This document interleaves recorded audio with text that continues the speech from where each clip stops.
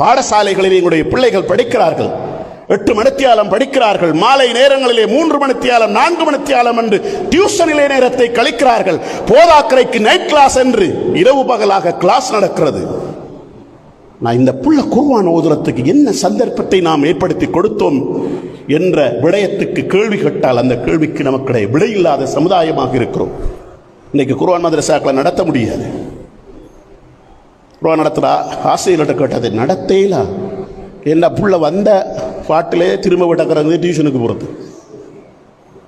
அதுக்கு முளைக்கக்குள்ளே tuition, நேசரியில் tuition, 1ஆம் ஆண்டில் டியூஷன், 2ஆம் ஆண்டில் டியூஷன், 3ஆம் ஆண்டில் டியூஷன், கடைசியில் டியூஷன் டியூஷன் டியூஷன் என்று முழுமையாக அதற்குள்ளே பிள்ளைகள் இணைத்துக் கொள்ளப்படுகிறார்கள். குர்ஆன் ஓதுறது தெரியாது.